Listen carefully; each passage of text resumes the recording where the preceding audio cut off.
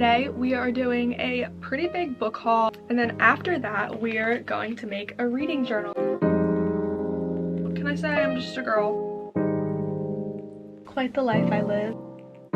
Hi guys, welcome back to my channel. If you're new here, I'm Bryn and I post book stuff and cozy vlogs. This is Martha. She's in a lot of my videos too. A lot of my favorite creators on here do videos called like doing book stuff, and I literally eat them up every single time. So I was like, I'm gonna make one. So today we are doing a pretty big book haul between stuff I got for Christmas and just stuff I've accumulated over winter break. And then after that, we're going to make a reading journal, and I'm so excited. I've literally been looking forward to January 1st just because I want to make a reading journal. So I'll get into the details once we get there, but first, here is a big book haul and bookish haul stuff. Okay. These are all the books I was gifted or bought this holiday season. The 5th Magnolia Parks book is in the mail, but other than that, this is everything. I don't plan on buying any more books for the time being. The first book I picked up over break so far is Beartown by Frederick Backman. This cover is just like so beautiful. It's literary fiction, and I really want to read more literary fiction in 2025 because I feel like the literary fiction books are the ones that have like stuck with me the most throughout my life. For example, Kristen Hanna books. And also I'm a seasonal reader, and this is wintry, snowy, ice hockey. So I thought it was perfect to read in those like terrible months after Christmas but before like spring. It's essentially about a small town's junior hockey league, and I'm not normally into like hockey things. I just never knew anyone that played hockey growing up, but this sounds really interesting because I'm from an extremely small town, like 1 square mile, and I feel like seeing the things we experience here on paper, like just the constant seeing the same people over and over again, no one ever really leaving the same, like no one ever really moving on and leaving our town. I feel like everyone kind of raises their kids here and like completely goes in the same cycle. So it's kind of interesting to see that like in a book. The ice rink is on a lake, and I live in a lake town, so I don't know. This just kind of like spoke to me and I really wanted to read it. The next book I picked up is Better Than the Movies by Lynn Painter. I got the special edition from Barnes. Let me see if it'll focus. I know I'm gonna love it, and I figured why not get the special edition? It was the same price. It's pretty, it's fun. Why not? Better Than the Movies is about Liz, who's a hopeless romantic. She really just wants to secure that high school love that you see in the movies, and I myself am such like a hopeless romantic. Romantic? I think romantic is the right word. I'm just excited. It's YA. It sounds super cute. I need a good romance, especially during the months when it's really just like dreary, and I'm gonna keep saying that, but it's true. Next we have The Unmaking of June Farrow by Adrienne Young. This cover is also gorgeous. I think it's my favorite cover I own. It's pretty short, which I don't know why I was expecting it to be longer. I picked this up when I went to New York City for the day to meet my friend Jenna, and we went to McNally Jackson, which is like an indie bookstore. I've never been. I loved it. I took so many pictures in there, but I had to get like a souvenir book, and I think it's in my pencil case bag. Put a little bookmark in there. I don't know. It was a great experience. I wanted to get a book from it. So The Unmaking of June Farrow was a lot of people's favorite read of 2024. There's one sentence on the back, which I love when authors do that, like one sentence and then the description. It says, "A woman risks everything to end her family's centuries-old curse, solve her mother's disappearance, and find love in this mesmerizing novel from the New York Times best-selling author of Spells for Forgetting." I've never read anything by Adrienne Young, but I'm really excited about this, and I feel like it's just gonna be a quick read. Again, whenever I read, I hope things stick with me. I try not to read too many like fluffy books just to get by, just because I feel like that defeats the purpose of reading for me. I want to remember these books, and I want them to like change my life in some way. Whether that's like, oh, I look at this differently, or the next time I come across this person, I think of this differently, like, or I feel a certain way and I feel like no one relates, and then a character in a book does. That's kind of why I read and why I enjoy reading. I'm really looking forward to this, and I hope it like adds something to my life. Next is Once Upon a Broken Heart. I am so excited about this. My boyfriend bought me this at Target. I read Caraval and I'm literally obsessed. I still need to read Legendary and Finale. It's on my list to read ASAP. Stephanie Garber's already just one of my favorite writers of all time. Her storytelling is amazing. Reading her books is so magical. I feel like I'm put in that place. Reading fantasy is just such an escape for me. I've always loved it since Harry Potter. It's just always been my favorite. I'm gonna read the back because it's super short, but I cannot figure out how to say this name. I think it's Evangeline? I'm so bad at names. I really need to work on that. I'm just gonna say Evangeline because I think that's right, and it sounds very feminine, which I'm pretty sure is the point of her character in this book. Evangeline Fox has always believed in true love and happy endings until she learns that the love of her life will marry another. Desperate to stop the wedding, Evangeline strikes a deal with the charismatic, immortal Prince of Hearts, but she soon discovers that bargaining with the Prince of Hearts is a dangerous game. He has plans for Evangeline. Plans that will either end in the greatest happily ever after or the most exquisite tragedy. Okay, Miss Stephanie Garber, I see you, girl. Again, another beautiful cover. Obviously, covers don't matter too much, but it's what first attracts me to books, and then when I read the back and see it everywhere, then I pick it up. So I love a good cover. I just love a beautiful cover. What can I say? I'm just a girl. I'm especially excited about this book because everyone says that she is just like a feminine girly who's very in touch with her femininity. And I love that because as much as I love Selena and Nesta Archeron and all those characters, I personally am not like I would never go to war or like fight or whatever. I love reading about it, but I'm just like a slow sloth. I like to like live a slow life. I like to live a delicate life. Like, you won't catch me doing karate, and if you do, I love that. I'm so jealous of you. A lot of main characters, especially in fantasy books, don't live like that, so it's cool to see a character that does, you know. Love diverse characters in every type of story. Little Women, this cover, you like tell me to shut up, just tell me to shut up, but these covers, I can't. People are so creative. This was a little gift to myself for Christmas. It was like $7 on Amazon. The only thing I got myself. So proud I didn't spend too much money on myself. I'm buddy reading this with a bunch of girls over on Bookstagram, TK's Library, who she has the cutest account ever. If you don't follow her, you have to. She created a Little Women buddy reading group chat on Instagram. So we're all reading it, just kind of like at our own pace and discussing it, but it's super fun. The last physical books are ones that my boyfriend actually got me for Christmas. It's the Magnolia Park series, and the 5th one is on the way in the mail. I'm so excited. I've heard such good things about Magnolia Parks. Like, this is people's favorite series of all time, favorite love story, stuck with them forever. Again, that's my goal. Love when I read things like that. Besides Emily Henry, romances don't always fully stick with me.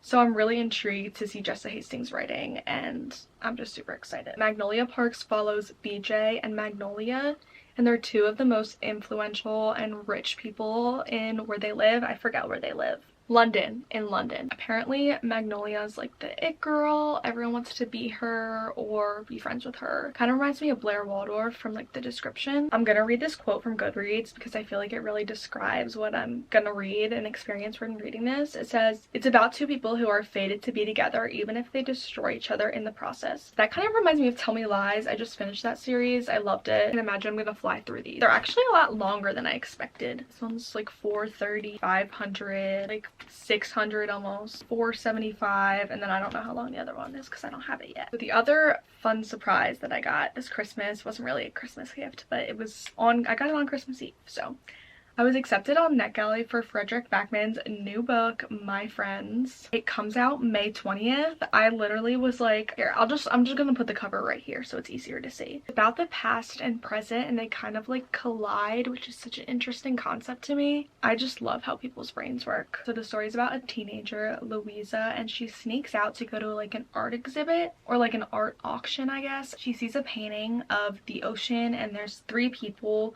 on the edge of a pier. They're 3 teenage boys. 25 years later, the painting resurfaces, and Louisa goes on a cross-country trip to learn the story behind the painting that she's been thinking about for 25 years. This is a dual timeline story, which I love. I know it's kind of controversial, but I'm a big fan of them. It's really cool that the dual timelines are 25 years apart. That's a lot more interesting to me than like 1 year before or 1 year later. So I'm super excited to read that. I'm so grateful to NetGalley, Frederick Backman, I keep mispronouncing his name, and Atria Publishing Group. Arguably my favorite gift I received this year is from my family friend's Secret Santa. It's a Kindle stand, so like I can literally lay down in bed and read my Kindle with no hands, which is like so lazy, but I love it.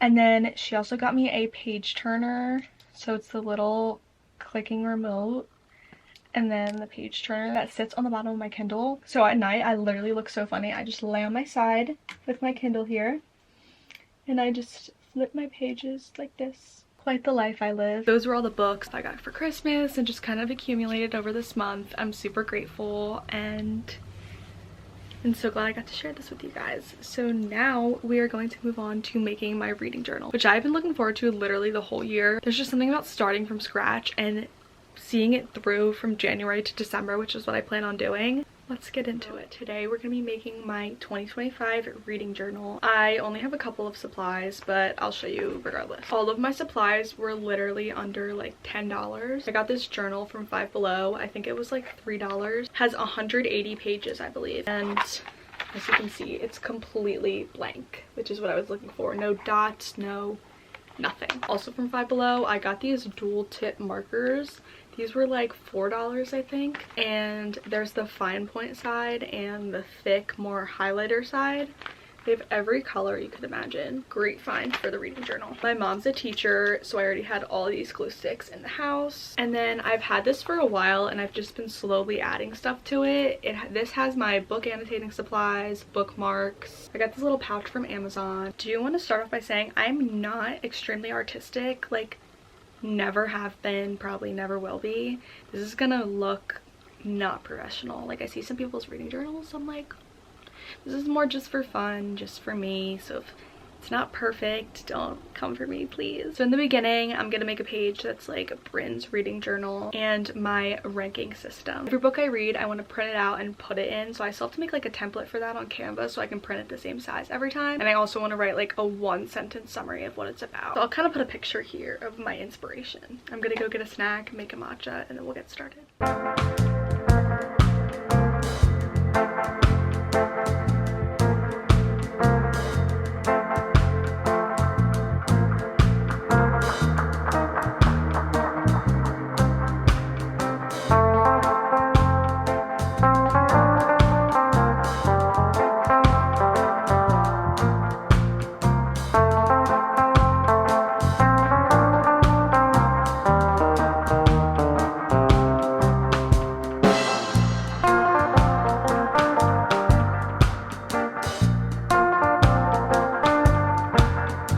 Literally took me 5 hours to set up. It was so much fun, but my back literally hurts from sitting like this on the floor. My mom has this like back massage thing. I literally brought it up for after I shower, but I want to show you guys because I'm actually really proud of it. It's definitely not perfect or like super aesthetic. It's realistic. So this first page is Bryn's reading journal, and I really wish I didn't try to do the reading all fancy because it kind of messed it up. Then we have my rating system. My book tracker, my goal is 50. I'm going to color in each one on how I rated it. The DNF graveyard, I thought that was so cute. Book bingo, so some of them I have are like 5 stars, new release, new to me, A to Z challenge. This is my immediate TBR cart with physical books. And read the rainbow challenge. Felt like just like the classic red, orange, yellow, green, blue. Purple wasn't enough, so I added pink, brown, gray, white, black. Then the stats. It's kind of an overview of each month. So books, if I like owned them, they were physical books, ebooks, audio, and then the amount of pages I read that month. And I have that for every month. So then this is my favorite book of each month, and I'm gonna like cut them out and glue them. Anticipated releases. So I made a little calendar of each one. June is a really busy one, just to help remind me when my anticipated releases come out. They haven't really released anything for the second months of the year, but. And I have my series tracker. I really want to read a lot of series in 2025. It's a goal of mine. Finish series, start series, all that. Left more space for this just in case. And then this is what I'm going to do every month. So January reading wrap up, books read, pages read, favorite book, and books bought. And I'm going to cut out a picture of the book and then write like the genre, format, summary, my rating, and then just write like literally 1 sentence of my thoughts. And I just did like 2 per page. And then the rest I left blank so I can keep doing that. Then I'll repeat like February and do that same thing until I get to the end of the month. And then once I get to like the end of the entire year, I'm gonna do a bracket and like a wrap up of like all the books I read that year. So yeah, So that's my reading journal. I love it. I'm so happy with how it turned out, and I would highly recommend doing it. I'll save the Pinterest board in the description of like the inspo I used. It was super fun and super affordable. I would definitely do it. On the last day of every month, I'm gonna fill it out and make a video for you guys. Thank you so much for doing bookish things with me. I had so much fun with you guys. I really love these kind of videos and I feel really passionate about them, and I hope you can like feel that through the screen. If you've been here, if you're new here and you love books or you want to get to know more about books, I'm your girl. If you've been here and you're like, why should I post about books? I feel like it's something I've always really wanted to post about, but I was like, I don't know if anyone's really gonna care. So yeah, thanks for sticking around, and if you're new here, I appreciate you just as much. Happy reading. I'll link my Goodreads, Instagram, TikTok down below. Let's stay connected, and yeah, bye.